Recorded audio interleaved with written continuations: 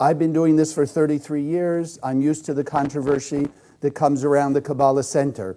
Because when the Rav and Karen received the center from Rav Brandwein, who received it from Rav Ashlag, the founder of the center, and probably the greatest Kabbalist in the last 300-400 years, it was the first time, and therefore brought tremendous controversy, that this wisdom called Kabbalah was taught not only to non-religious Jews, but also to non-Jews around the world. Because the Rav learned from his teacher, Rav Brandwein, who learned from his teacher, Rav Ashlag, who learned from his teacher, unknown, all the way back to Rabbi Shimon of the Zohar itself, that this wisdom is the universal wisdom of the soul. And therefore it strikes every human being on earth in the soul, because the soul comes from God. And every single one of us have the same material of the soul. And so we've been controversial as long as I've been in the center. People have tried to naysay us for all sorts of things, etc. Some of the things we teach sounds to the outside world very illogical. And that's why they used to say that if you learn too much Kabbalah, you'll go crazy. But as we can see by today's world, crazy is the way to be, meaning different than the norm. The norm right now out there is fear, stress, anxiety. They don't know what to do with it. So we wanted to discuss today how this all comes about. And so I need to ask you, please open your heart and soul. Also, I want to remind you, please, if you're streaming this on Facebook, please just push the button below the screen there, watch party. Start a watch party. Let's spread this message around the world and make sure millions and millions of people hear it. Those who it strikes in the heart and soul, they'll continue to learn. Those who aren't ready yet, we planted a seed that will grow and germinate, because it's our only hope. Look at what's going on in the world. The whole world is being attacked. The whole world. Nowhere is safe, so to speak, from this worldwide, what they call, and I don't want to use the word, the P word. I hope you get that. So, also, just to remind me, for those of you who are new, I ask you not to just believe what I'm about to tell you, but I do ask also of you not to just dismiss, because it doesn't fit your current paradigm. I'm sure what's going on in these last few weeks didn't fit your paradigm either as of 2 or 3 months ago. You probably were on your way doing your business, dealing with your family, out enjoying yourself, etc., etc., and then boom, all of a sudden this thing came along, and our whole world seems to be changed. It should be a reminder of something similar, but on a more physical level, of 9/11. We in America were just going about our business, and then boom, suddenly there was a huge transformation. And as my teachers at that point, the Rav and Karen mentioned, the whole world was being transformed. 19 people in that form of unity created a change for the whole world. So we are thousands, tens of thousands, hundreds of thousands of people. We want to reach millions and millions of people, because we who become into unity will be able to change the world for the better. And that's my goal for today, to give you the understanding, the ideas, the wisdom, and the technology that the Kabbalists have offered us, how we can create a spiritual anti-virus, not just corona, of all forms. And so as we do every week, we have our affirmation that I would like you to join us. So we'll say it together. And again, the power of unity, all of us together, even though we don't have anybody here in the building today, let's think of how much more unity. We're about to say consciousness is everything.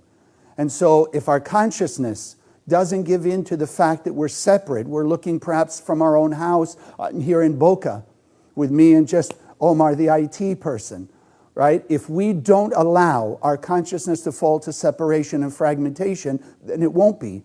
We could actually be creating a greater sense of unity and oneness. So I ask each and every one of you, and especially again, and I'll probably remind you a few times, please start a watch party. Let's get the whole world on the same page with us. So let's say our affirmation. Consciousness is everything. I raise my consciousness today to see the miracles and wonders of life. I commit myself to behave with greater love, kindness, and compassion towards all human beings. And that means to perhaps we shouldn't be so compassionate to others, but we have to start thinking of ourselves. So I would like us to dedicate today's message, again, to spreading the light of the Creator, that we can remove all the darkness and all the chaos. So let's get started with that message. So first, let's start. King Solomon wrote in Psalms, "There's nothing new under the sun." Nothing new. Well, as I was thinking about this, and this whole last few weeks or last couple months all started, I don't remember in my lifetime, since the 50s, that there was such a thing like this, that there was this kind of fear, this kind of panic going on around the world. There may have been, I may not have been aware, being too young. But I do want to let you think about these things. Nothing new under the sun. So what's going on today in the world has to be similar to things that happened before. So let's just look at that for a moment. When has there been no war, crime, hatred, violence? You go back all the way to Adam and Eve. The first murder, the two sons of Adam and Eve, Cain and Abel, was the first murder. From that point, there's been murder, war, crimes going on all of human history, has there not? So just because today we have modern weaponry doesn't mean that it's something new. Man's inhumanity to man is not new. It's been going on forever. It's just the ways and the means to make that manifest that may have changed. And I also looked this up, so I want to share this with you. Even this idea of the pandemics. 1918, the flu, 20 million people died. 1956, the Asian flu, 2 million people died. 1968, the Hong Kong flu, 1 million people died. And from 2005 to 2012, 36 million people died from HIV and AIDS. So this is not new. King Solomon was right in that way. There's nothing new under the sun, because this has been going on all of human history. The thing is, we're supposed to be learning from history, not to be repeating the same thing. And so the beauty, and I think the power of the center has been to spread this wisdom, this new technology. Although it's not new, it's thousands of years from Adam and Eve. Even before that, those of you who learn in the classes, it comes from the endless world. What we see in this world is nothing more than the pattern of the operating system that existed in the endless world before we came here, that is operative now in this world, but it's up to us to decide how. And that's what I wanted to remind you. In the endless world, before the Big Bang, the Creator, and that's all we can really give it a name, the Creator. If you want to think of it as God or what have you, but the Creator had this amazing light force, source and only source of lasting fulfillment, and created every human soul as one. It's what the Kabbalists tell us, the endless vessel is what our soul is. It's a vessel, a container that was then filled with the light of God, this infinite power and this infinite source of lasting fulfillment, the power of creation itself. And so you and I, filled with the light, the power of creation, we essentially created this physical world as an arena, as a place we could come to emulate God, to be a creator of our own life, of our own world, so that we could create a greater affinity with the infinite light of God that shines on us always, that is only sharing, that is only bestowing beneficence. So that experience that every human being has in our soul of heaven in heaven, the endless world filled with endless light. We came here in this world to be the creators of heaven on earth. By doing the same thing the Creator did there, share our light with each other. And so therefore, everything that goes on in this world is a creation of humanity. We have been given the power of creation. Now, this may strike some of you who are new, well, what about God? So I just want to put it in your consciousness. The infinite creator is beyond time, space, and motion. The infinite creator is only made up of light, only peace, love, blessings, all the goodness we could ever imagine. So therefore, the only thing that the creator could create is eternal bliss and perfect human beings.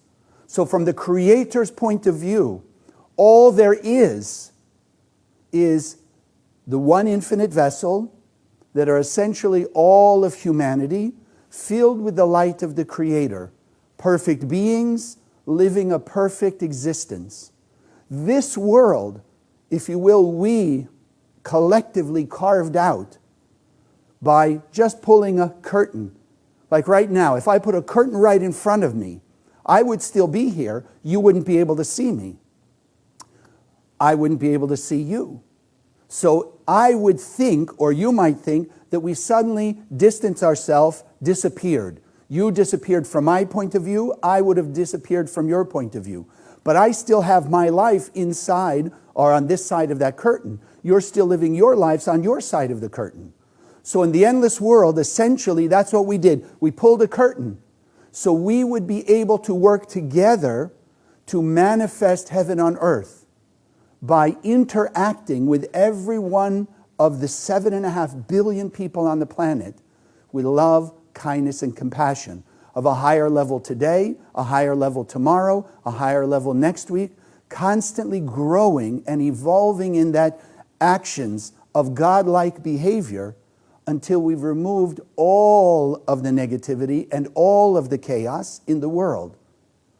It's been in our hands. So, if you think then in those terms, if we've been given the power of creation, then we can create according to our consciousness. Simple metaphor.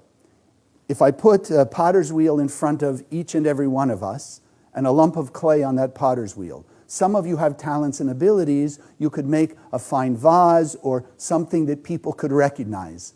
For some of us, if you're like me, I could spin that potter's wheel. I could try and mold that into something, but you probably wouldn't be able to recognize what I was trying to make. Same material. We're all creative people, but I would have been using my creative abilities not in a very good way.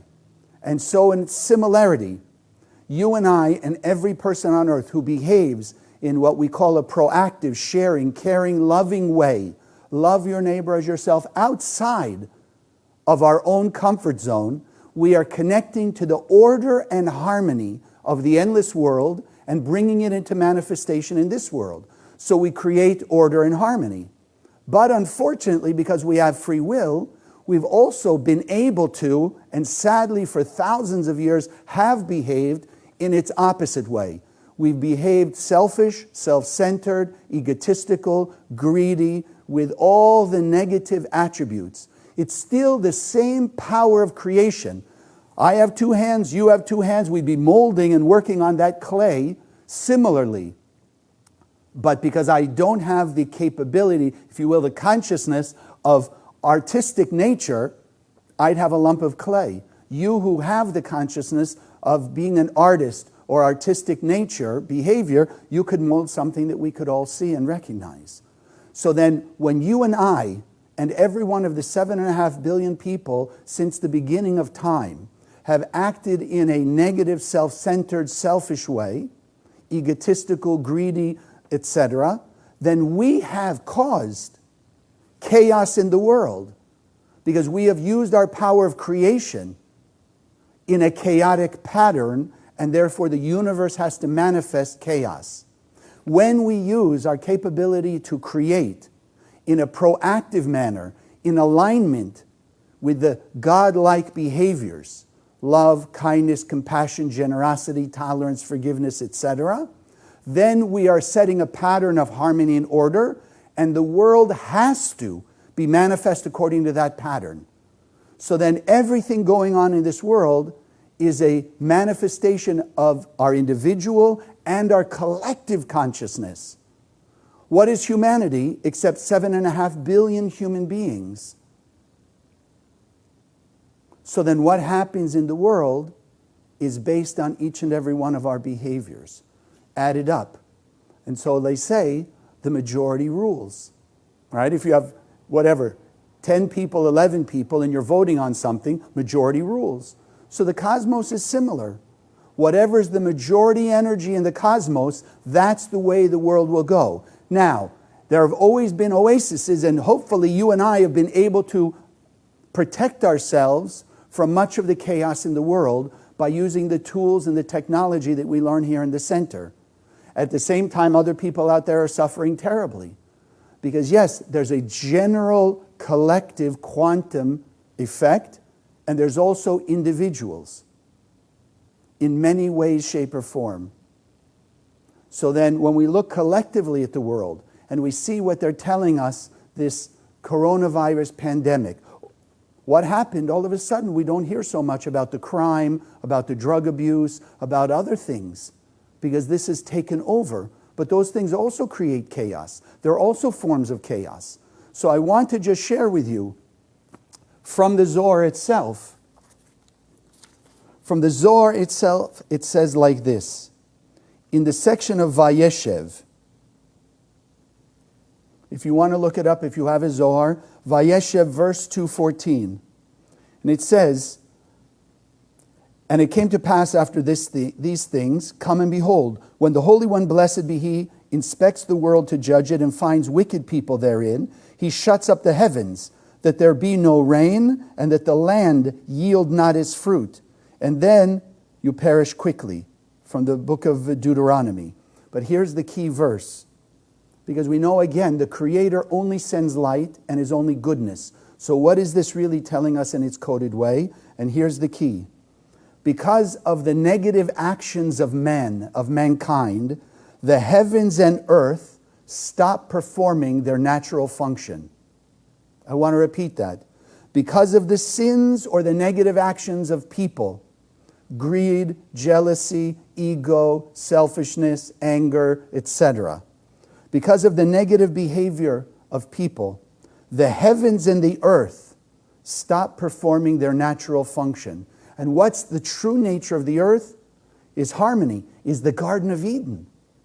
When you read in the Bible, and those of you who are new, we do believe the Bible has historical truth. The more important part is the spiritual teaching that is giving us today in 2020. But we do believe there was a Garden of Eden. And we do believe when you and I gather again together in harmony and unity and bring enough light, then heaven on earth, the Garden of Eden, will show up again. Because it's been covered over. Like with that curtain. Our job is to take away the curtain and reveal once again the Garden of Eden.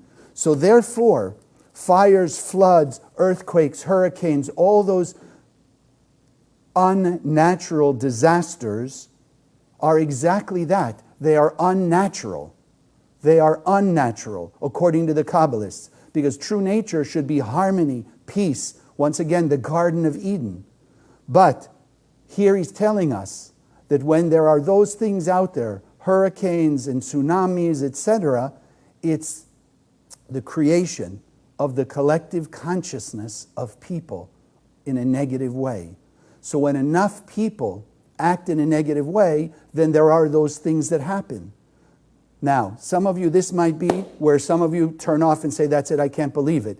I encourage you, please, don't just dismiss it. Let's be objective. Let's think about it. I don't want you to just believe, don't just dismiss.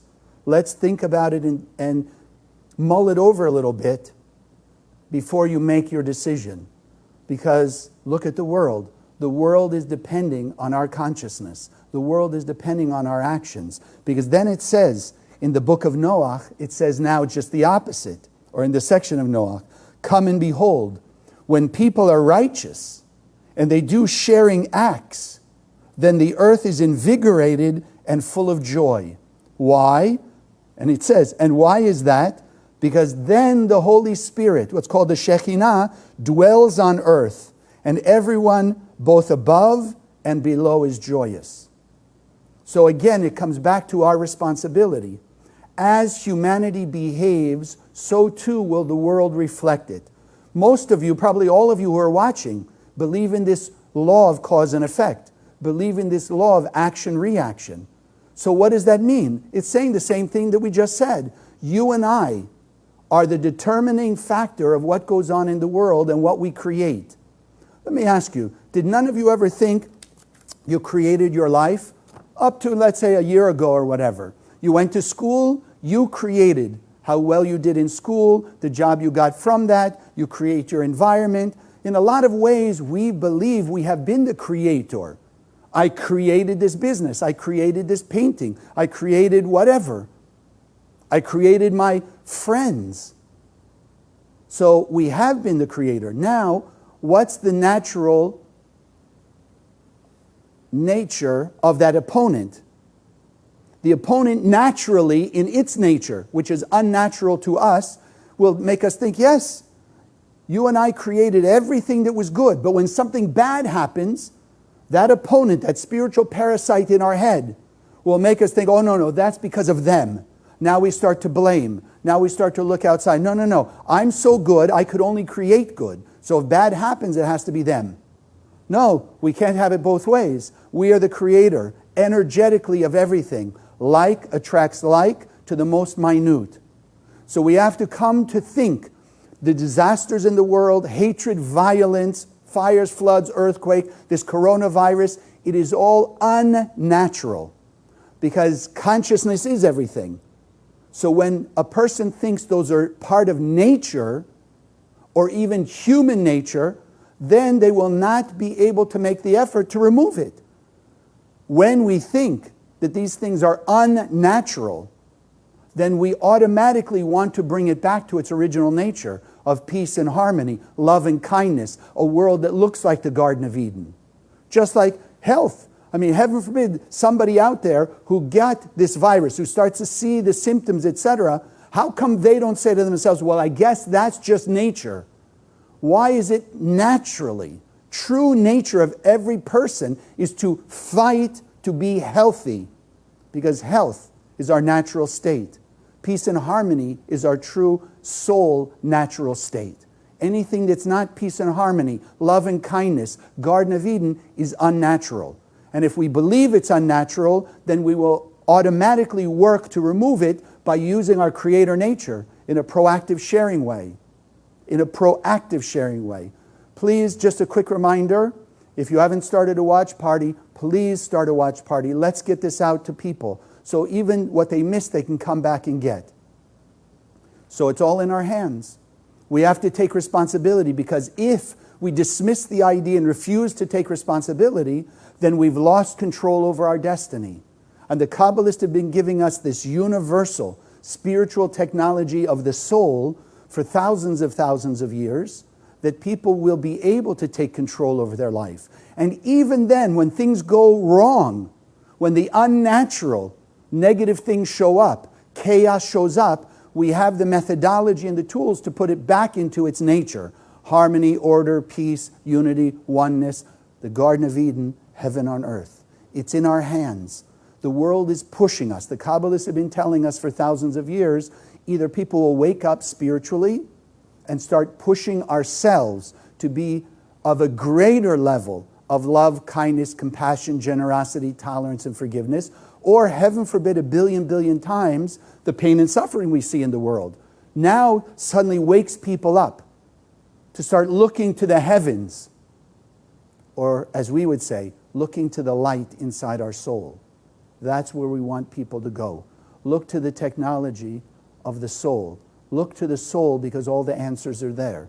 The Creator put a piece of itself inside each and every one of us. We have the capability. We decide what is it going to be. As I read to you from the Zohar, the negative actions create negative effect.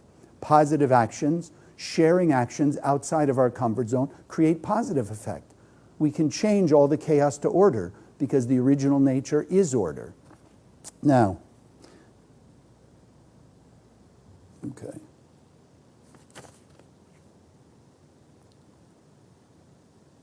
So if we go back to consciousness is everything, and we have come to learn that consciousness right?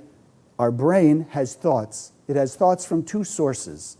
It has source from the light of the Creator. It has source from the opponent, right? It's one or the other. So our brain keeps receiving these ideas, right? One way or the other. We are the ones who choose. But it's important, especially if you're newer to this, to understand that our brain is just a receiver.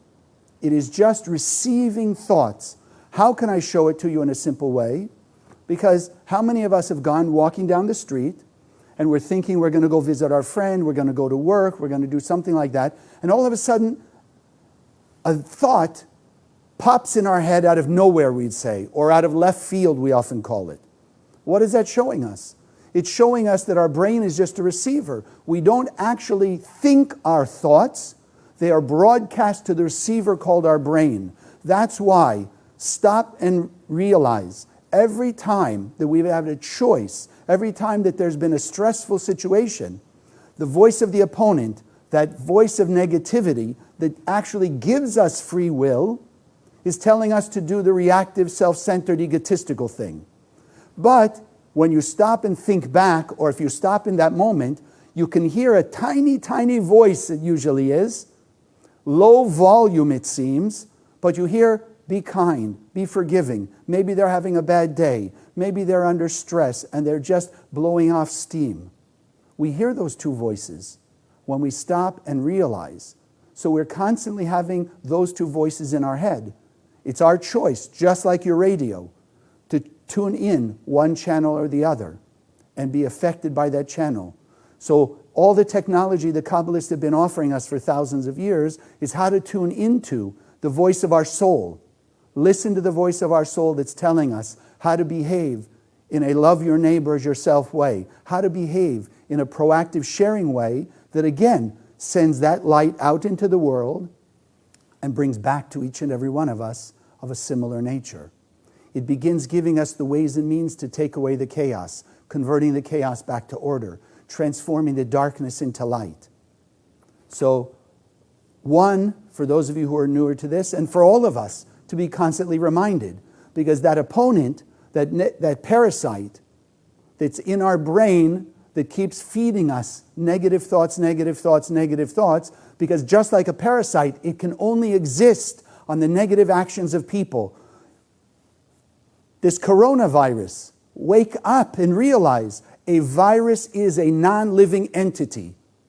It has no ability to replicate. It has no ability to reproduce itself, etc. It is essentially just like a piece of dirt with a DNA, with a genetic material that when it gets into a host, can cause the host cells to feed it energy. So too, the opponent is a spiritual parasite, a spiritual virus that can only feed off the negative actions of people. It still feeds on the light of the Creator through negative actions. And therefore, the more positive actions we do, the more we're removing the influence of that spiritual parasite. The same way light removes darkness. The same way that we can get rid of a virus because it's not a living thing. It doesn't attack us. It has to be picked up somewhere. Unfortunately, that spiritual parasite is there to give us the free will. But remember, we have in our soul the power of creation. We have in our soul the power of the light of God. Nothing more powerful than that light of God. But it's up to us to make use of it. Open your heart. I asked you at the beginning. Open your mind. Open your soul. Feel for the other people in the world who may not yet have this wisdom. They don't know how to control it. All most of them are doing is listening to that spiritual parasite, fear and panic. Look around the world. How many people are running around hoarding things in fear and worry, spreading rumors about what's going to be happening and what could happen, etc., etc. Let's wake up and realize that you and I are in the image and likeness of God. We've been given the power to create this world. We just need to be conscious and aware. So we've been teaching here. I've been teaching 33 years in the center. You have two voices. You and I decide which one to listen to, and not only listen to, but which to follow. And it's not an easy thing, because part of the job of that spiritual parasite is giving us free will, which means to make Both choices, the choice of the light and the choice of the darkness, seem equally good to us. And that's why when you think about it, when you've been angry and upset at somebody, you don't even have to think about what you're going to say or do. Immediately, boom, it's how do you smack them spiritually, emotionally? How do you push them away, get rid of them? Acts to protect ourselves, to push them away. We don't usually think about, wow, how can I share with them? How can I be tolerant? That's why we learn pause, stop. You're feeling stressed, you're feeling hurt, you're feeling angry. Pause, think about it. Do you want to give in? Instant gratification, yes. Scream and yell at them, you feel good immediately. But shortly thereafter, that good feeling goes away. You act like the light, act with tolerance, kindness, and compassion towards that negative person. Doesn't mean you're a dish rag, doesn't mean you're a doormat, doesn't mean you give them whatever they want. But whatever you do, you act with the consciousness of compassion, sending the light from your soul and reaching into the light in their soul, awakening the light of the Creator in them. You're acting with compassion. Now, you've truly protected yourself from negativity, not only theirs, but when you walk away, you have a brighter light shining around you, more protection from other negativity out there. And at the same time, you've sent light to their soul, awakened some light in their soul, implanted and awakened a stronger seed, a stronger consciousness in them of the negative thing that they said or did. Because when you awaken the light in any human being, the light as it grows inside us, grows in the revelation, it will begin taking away the darkness and the negativity. It will begin to overpower the thoughts and the ideas of that spiritual parasite, the opponent that's in our head. It'll push it out, and it'll give us greater strength and give them greater strength to act also more loving, more kind, more light-like, more God-like. So it's completely in our hands. Individually, I control my destiny by my actions. As we add together more and more people, then what happens? The same thing. Add greater unity, more power going out in the cosmos. And when the balance of spiritual power doesn't mean we need 50% of the world's population. We need 50.1% of the spiritual energy to be of the light, and it will be turned around. So I also wanted to bring that up because some people don't believe what could happen. How can I, one person, and Rav Ashlag explained to us almost 100 years ago, the founder of the center, the second one, Omar. No, the next one. Here, Rav Ashlag, the founder of the center, what did he write to us? I want you to read this with me. How can a single individual have an influence on the entire world?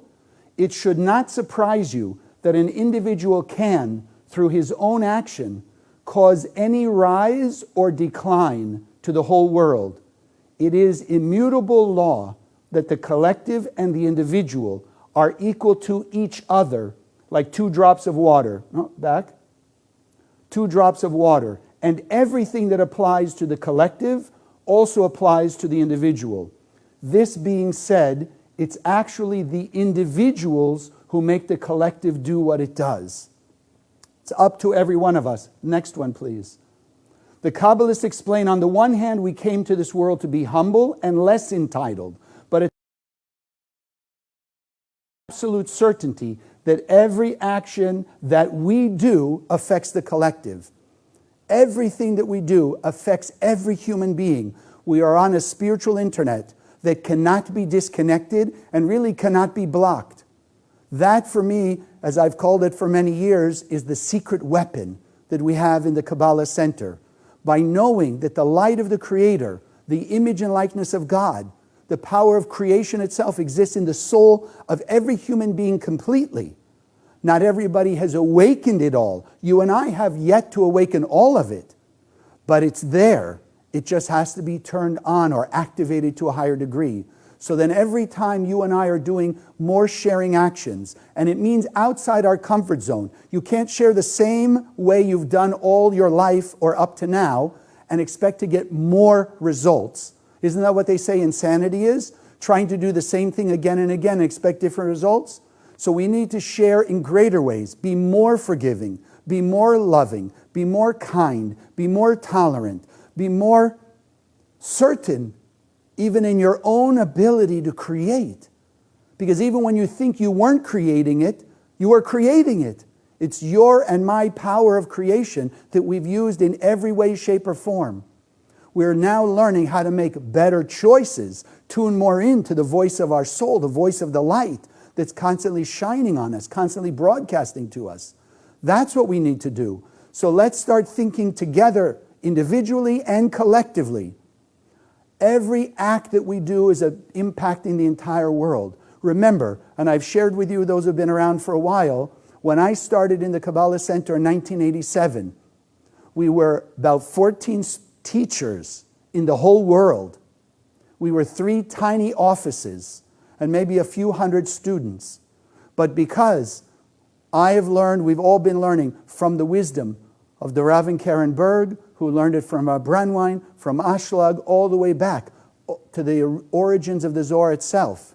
So we've learned that by going outside ourselves to share with other people, thinking of how the wisdom of Kabbalah can benefit other people, how we can improve their life, knowing that in return it will improve our life. So our first thought, we're working to make it, how can I shine light on others? How can I do good towards others? Knowing that the universe will bring it back to me in the right way at the right time. Because the universe is on our side. The Creator already gave us everything. And so that influence of heaven on earth, the influence of the Garden of Eden, the influence of our soul, filled as the image and likeness of the Creator, is always pushing on us to be better, to be better, to be better. We're learning now how to make it happen. So yes, we need to believe every action we do of a proactive nature is improving the world. Somewhere out there, I can't even see you really through this camera, but there's thousands of you watching now. If I send light, as I'm sending you light, as I'm thinking for your good, then the light is going out to you, through you, and somehow it's going to come back to me. For 33 years, I've seen it happen in many different ways, shapes, and forms. So think of people that you could be a little more tolerant of, a little more forgiving towards. Think of ways you could be a little less egotistical, arrogant, or even self-defacing. I mean, think about it. When a person feels low self-esteem, when a person beating themselves up, so to speak, for some behavior, what are they saying, really? It's the opponent telling them, oh, they're no good. Yes, the action may not have been good, but every single one of us, created by the Creator, are pure and perfect beings of light. Pure and perfect beings of light. We need to constantly remind ourselves of that and remember the power we have to change a collective. Let's go back to the first slide. So I wanted you to read from the Zohar, the first one.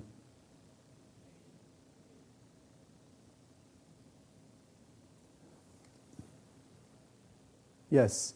From Naso, right? From the Zohar itself. What does it say? It says in the portion of Naso, but the wise will understand since they are from the side of Binah, which is the tree of life. So that means wise people, people who've behaved with love, kindness, and compassion outside their comfort zone, are connecting to the tree of life, which is that heaven on earth, which is that Garden of Eden. For them it is said, and they who are wise will shine like the brightness of the firmament of your composition, which is the book of the Zohar. The book. He doesn't say the wisdom of the Zohar, but the book of the Zohar is connected to the Zohar from the light of the supernal mother called repentance, which means repair. Let's not think in traditional terms. It means to repair our mistakes. They do not require a test.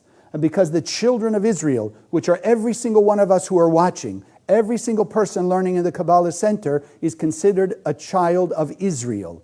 Not Jewish, Christian, Muslim, Buddhist, but a child of Israel, a spiritual being. And because in the future, the children of Israel will taste from the tree of life, which is this book of the Zohar, they will leave the exile chaos with mercy. It will hold true about them that so God did lead him, and there was no strange God with him. So what is it saying? That the book of the Zohar itself, and every week I remind you the same thing. If you don't have a pocket Zohar, get one. If you don't have a sacred Zohar, get one. If you don't have the set of the Zohar, if you really want to delve in and study, get the set. But have the Zohar around you. As I just showed you, it says in the Zohar itself that the only way to remove all the chaos from the world with mercy, meaning through our voluntary proactive actions, is the Zohar. Because the power of the Zohar reaches directly into the soul of you, me, and every human being on earth and begins to awaken and strengthen the influence of the light in our lives. And that's why we need to band together. What is the opponent? Think of the opponent. Here's another person comes to you. We came out of the endless world looking for a vessel, looking for a soul we can shine our light on, as the Creator did in the endless world. Here's the person. They're showing us by their negative behavior of the moment that they're feeling a lack. They're feeling a lack. And when they're feeling a lack, we are then able to take the light from our soul of forgiveness, kindness, tolerance, whatever, and shine it on them. And what does the opponent tell us to do? No, separate from them. Be angry, be nasty, be resentful, be upset. No, we want to connect to the light of their soul, not to their negative deeds, not to their opponent. We want to connect to the light in their soul. And so unity is the power of the light. Fragmentation, disconnection, disunity is the power of the opponent. And that's why I start in the beginning. Even though we're physically separated, we do not have to be spiritually separated. We're learning how to make greater use of our consciousness in the power of unity. The point of using the Zohar speeds up the process beyond the speed of light. Beyond the speed of light. So whatever we may be missing in our life, we can speed up the process of awakening it and manifesting it in our lives. Whatever the world is missing, it simply takes unity. Because why? Think about it. We have two broadcast stations. We have the broadcast of the opponent, the broadcast of the light. The power of the Zohar, when we unify together and spread enough Zohar, what's called a critical mass, when there's enough physical books of the Zohar around the world, and the light is shining from it so brightly that there's a majority light in the world, then that opponent, that angel of death, will disappear, will be completely and absolutely wiped out and transformed into the angel of light from which it really came. All the darkness will disappear. And what will happen to human beings when we take away completely from the spiritual physical universe that opponent? Then the only thought in our heads will be one of greater kindness, love, compassion. So as some of you are already asking, so what about the people who still have their blockages? We will go directly to the actions of forgiving, compassion. We will repair whatever mistakes we have done. There will not be the influence anymore because we've removed the opponent. It'll just be, how do I make up? I realize I did something out of anger towards that person. Let me go make up with tolerance and kindness and apology, etc. I've done something of greed. Let me go act generously. I acted in a jealous way. Let me go have gratitude and happiness for their good, etc. We'll still have to repair our mistakes, but there'll be no more thought of the opponent in our head. Because when there's a critical mass of Zohar in the world, the opponent will disappear. As we are in the process, with your help to make that happen, each and every one of us, yes, we need to use it more. We need to open up. We need to scan. We need to spread the Zohar. If you're sitting with some of these at home, give them to your neighbors. Give them wherever you can go out, and whenever you can go out, give them to people. Offer it as a gift. I'm a student of the Kabbalah Center. I want to give you a gift of this book of the Zohar that brings light and blessings, protection, health, goodness to you. People now are more and more receptive than the 33 years I've been in the center because of what's going on in the world. So that's all it takes, my friends. Let us unite. Let us work together. Let us focus as one soul. The faster we spread the Zohar, the light of the Zohar, that light will take away the darkness. We need to let it be that simple. We need to remember, for thousands of years, all we've talked about is turn on the light, Darkness goes away. 33 years, I've heard it from my teachers over and over and over again. I share it with you, I share it with everyone. Because it's so simple, we lose sight of it. But that's what it takes. Just that simple. So today is the day, wherever you are, whatever you're doing, let people see this video again. Think of what you can do. Be more supportive. Right? Actions of kindness, love, and compassion. Scan more of your Zohar if you have some, or you want to go online and get some and share it with neighbors. And also support the mission of the center by your donations, your gifts, which we're about to do here in a moment. But help us have the resources to spread so much Zohar around the world that opponent will disappear. And the only thought in our head will be the light of the Creator. Unconditional love, love your neighbor as yourself. It's not in the hands of the Creator. It's in the hands of you, me, everyone who's watching, everyone in the center, and basically everyone on earth. Let's take that power, that privilege that we've been given, and let's use it from this point forward as much focus as we can for love your neighbor as yourself. Because you and I all want, our true heart's desire is to see the Garden of Eden and heaven on earth appear again. God bless. So those of you who are watching us, you've been with us many times. So this is the opportunity for you to give your gift. And I know you're all online at this point. So there is a website you can go. If you go on the Spiritual Sunday website, there's a donation site, or you can go to giving.kabbalah.com. You can share and let them know that you want to be supportive of the projects here in the center and spreading the Zohar around the world. But let's take a moment and just meditate. Whatever it is that you can give, just remember, at this time, we truly need to extend ourselves for the world's benefit, for our protection. The faster we spread the light of the Zohar, the more, number one, we are protected, pushing away the darkness until it's completely gone. So I ask you to open up your heart and your soul again and think the blessings that you've received, and you've heard me say many times about the miracles people have received from the Zohar. Help us make that a spiritual antivirus. I always want to say pandemic. Let's make the light spread so far around the world that every human being will be infected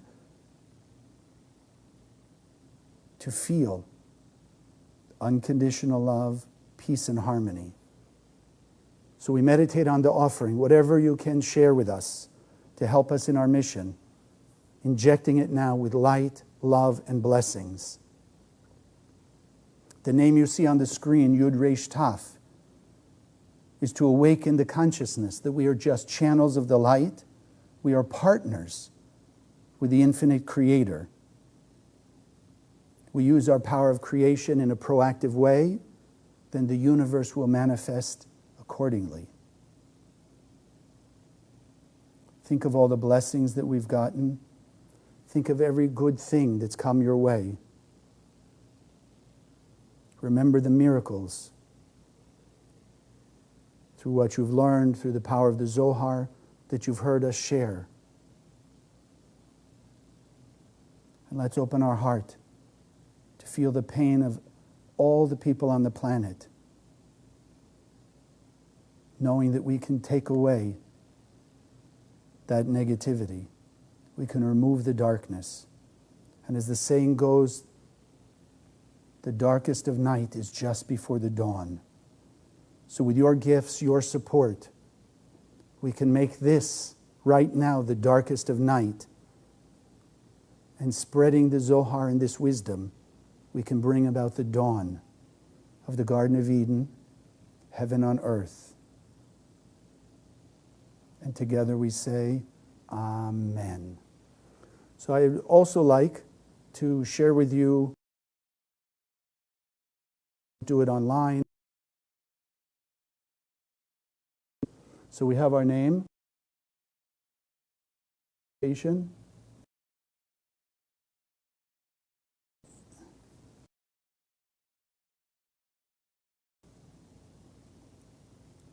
just want to check. Sorry.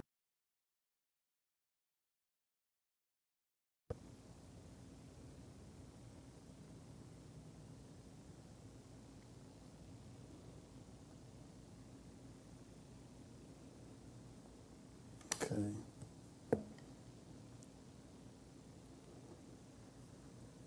Okay. I hope we're still online. Okay.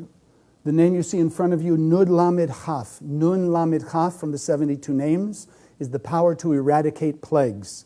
So we don't want to only think of the coronavirus.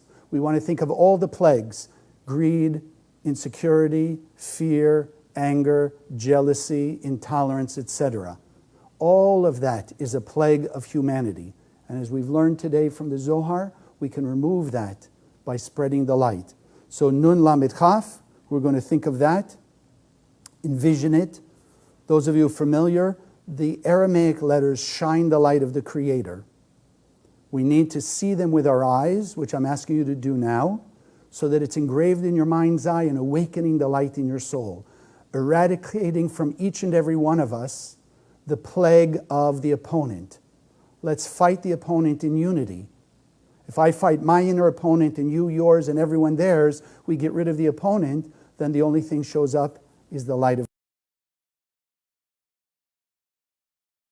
those energy forces. Nun Lamed Chaf. Nun Lamed Chaf. And then if I can ask you, wherever you are, just close your eyes, sitting comfortably in the chair or in your seat, feet flat on the floor, hands in the lap. Taking a few deep breaths. Breathing in through the nose, hold the breath for a moment, exhale through the mouth. Allowing yourself to relax into the light of the Creator.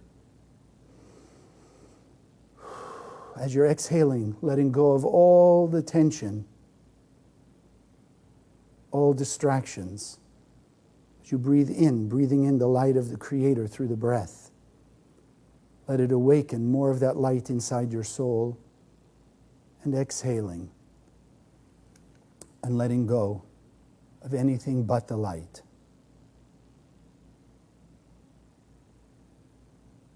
And so we envision Nun Lamed Chaf, drawing from the endless world, from the infinite, endless light. Through these energy forces, Nun Lamed Chaf, to reach into our heart and soul, awakening more powerfully than ever to a higher degree the light of unconditional love, the light of our soul, all of our potential being awakened and strengthened now.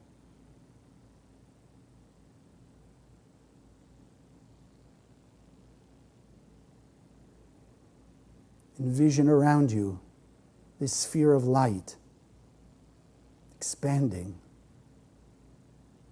The light of the Creator shining as you allow it to shine, as you consciously send it out into the world.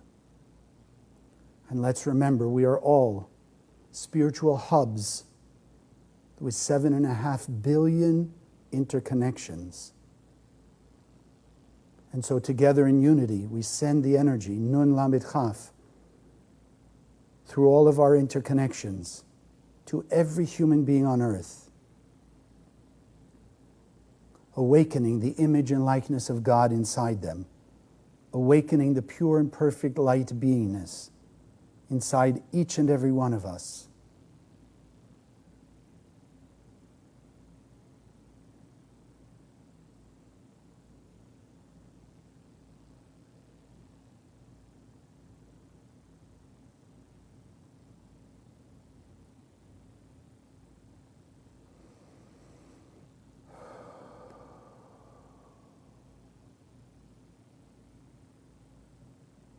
Envision the world surrounded in light.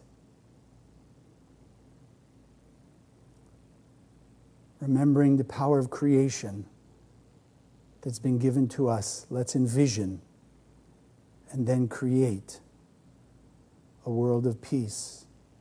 Let us see every human being on earth as the Creator sees us.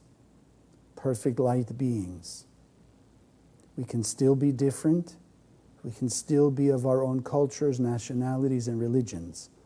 But let us envision every human being as a shining, bright, light being of love, compassion, kindness.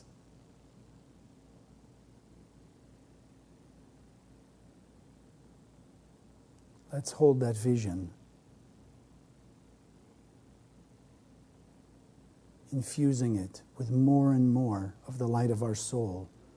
Let it out. We all have more than enough. Let it shine from our heart and soul out into the world, that we're able to access more from the upper world.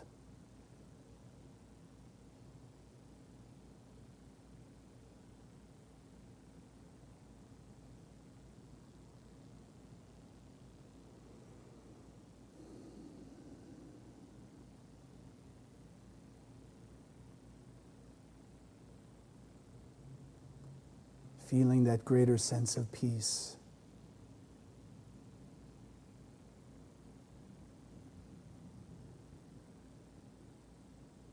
Remembering that the light is infinite. It's with us, accessible, always. Nun Lamed Chaf, strengthening our ability to access that light, make use of that light for the sake of sharing.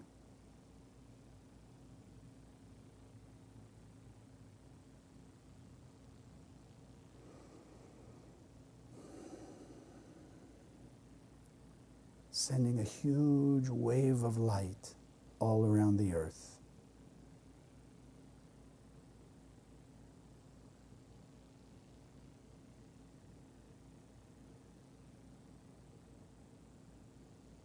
And taking one more deep breath, anchoring it into our heart and soul, and slowly exhale, and opening your eyes.